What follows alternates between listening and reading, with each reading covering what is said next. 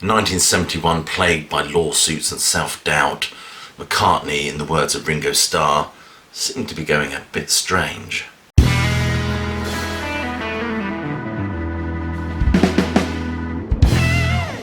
John Landau, writing for Rolling Stone magazine, said that this album was inconsequential and represented the nadir in the decomposition of 60s rock thus far.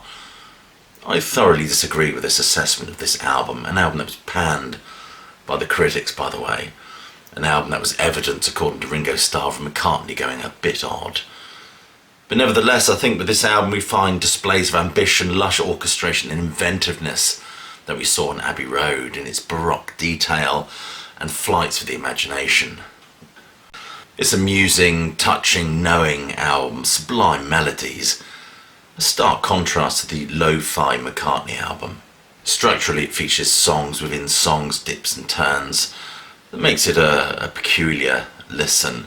One critic has described Ram as a domestic bliss album, one of the weirdest, earthiest and most honest ever made.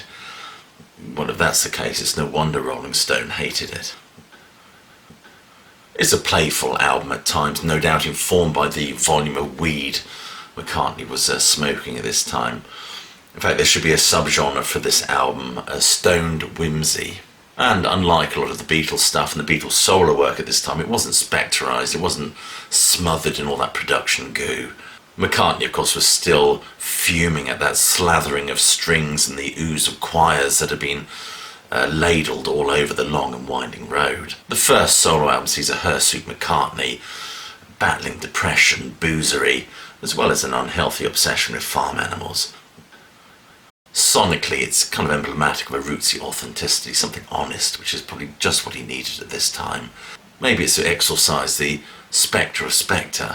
Also, there was that battle going on with Alan Klein and his former Beatles bandmates, with a lot of that spleen spilling over. Although it's an album that, within its lushness, manages to obscure some real niggles with his bandmates. You took your lucky break and broke it into. And talking of sonic lushness, I just love the way this album sounds. Unlike the other Beatles solo stuff, it benefits from not having that incessant thrum, that wall of sound aesthetic all over it. About this time, US promoter Sid Bernstein offered the Beatles $1 million to get back together to reform. Alan Klein was behind a very sneaky attempt to try and coax McCartney out of his exile, self-imposed exile. He actually got Lennon to phone him and say that they were recording Would You Care to Join Them? Of course, McCartney didn't take the bait, because if he had joined them, it would have made it very difficult for him legally to extricate himself from the Beatles. Apparently the other Beatles, certainly Ringo Starr, George Harrison, began working on a song called Early 1970, which would feature on Ringo Starr's first solo album, a B-side to It Don't Come Easy. Early 1970 has been seen as a kind of unofficial peace treaty in an attempt to get them back together. In the aftermath of the Beatles split, of course, it was the wives that got the blame for this calamitous event. But Tom Doyle, in his book, points out that it was actually Alan Klein that he blames for the breakup of this band. In his excellent book, Man on the Run, McCartney in the 1970s, he says, if I may quote, Klein walked into the Beatles' world like something from a bad cartoon, a squat cigar-smoking caricature of a Jewish showbiz manager. Interestingly, it's about 1969 that McCartney actually received a letter from Mick Jagger warning him about having any involvement with Alan Klein. But on the 8th of May 1969, George, Ringo and John signed for Alan Klein's ABCO organisation. Only 3 days before the Beatles had begun recording Paul's melancholic and resigned You Never Give Me Your Money, Only Give Me Your Funny Papers.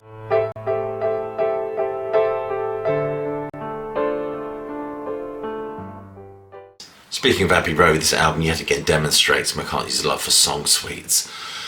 It's also a convenient way of using up fragments of songs, I think. It becomes a bit of a jigsaw. And we get the fantastic but unlikely number one, which was Uncle Albert Admiral Halsey.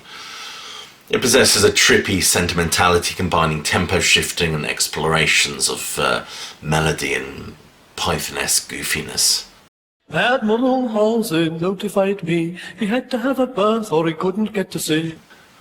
Elsewhere on this album, it feels like a homage to Brian Wilson and the Beach Boys, with the ornate Ram on, as well as the multi-voiced teenage swoon of the backseat of my car. This album is a work of unrivaled beauty as far as I'm concerned. I do not agree with, I think it was Alan Smith of the NME who described it as an excursion into almost unrelieved tedium. Given McCartney was a prolific smoker of weed at this time, it's no surprise that this album is imbued with what I've described as a kind of stoned whimsy, even the album's artwork. In fact, the back cover, of course, features two Beatles copulating.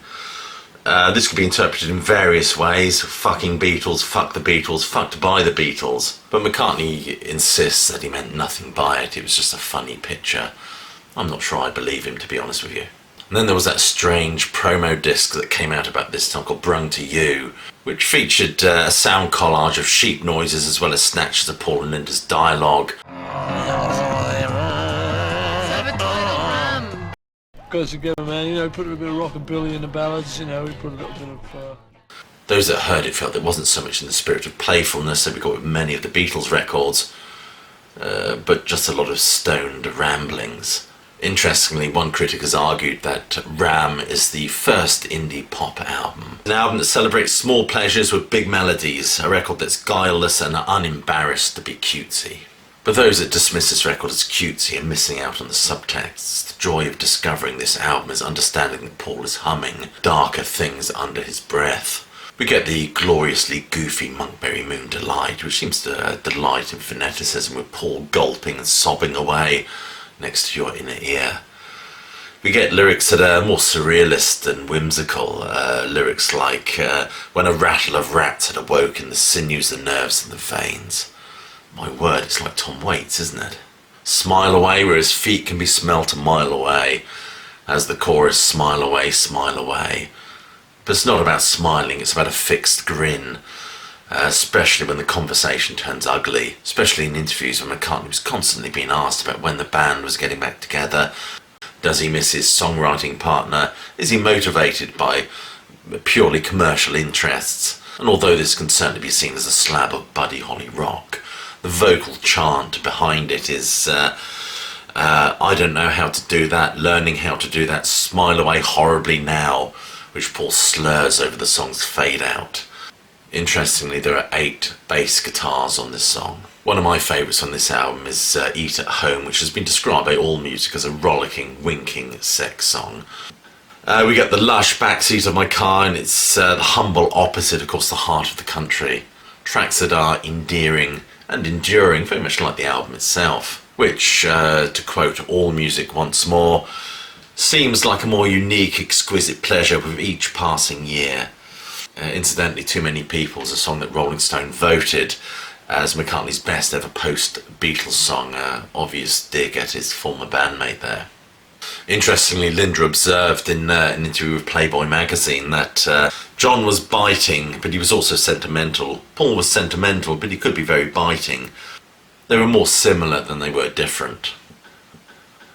Lando was correct in one thing in his scathing review for Rolling Stone magazine, is that this did mark the end of something, and that was the end of the Beatles.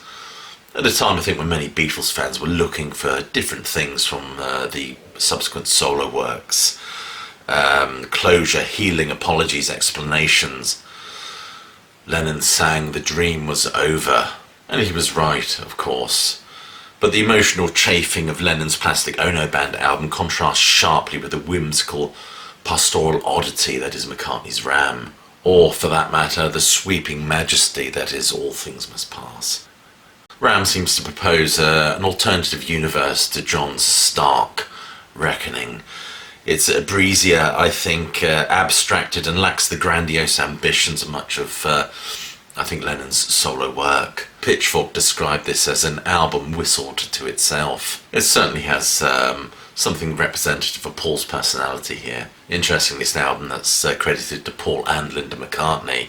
And although Linda's voice can certainly be heard on all, if not most, of the songs, it doesn't feel collaborative, it feels more cooperative. The critics hated Uncle Albert, Admiral Halsey.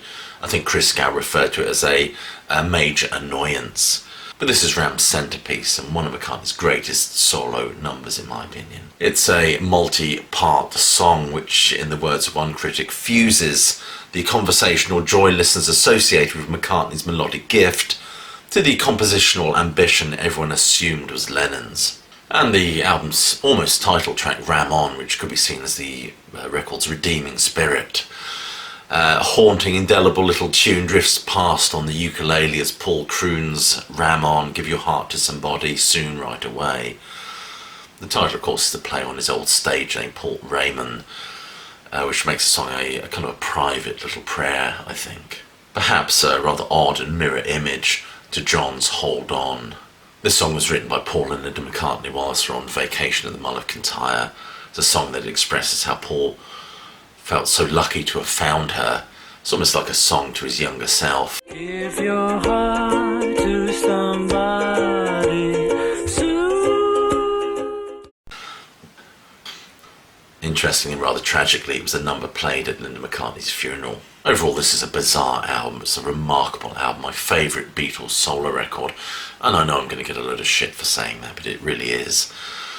Thrillington was another interesting aside, where the kind of orchestral exploration of the song's melodies that was put out much later on under a pseudonym, which I think is available on the Ram Deluxe box set. I must pick myself up a copy of that.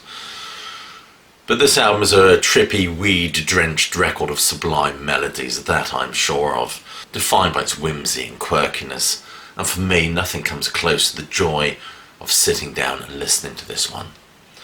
Anyway, you've been watching a video of a classic album review. Hope you enjoyed this video. Please do click like, subscribe and check that notification bell. Other than that, I'll leave you with my closing catchphrase, which is, hope you're well, staying safe, but more importantly that you keep listening.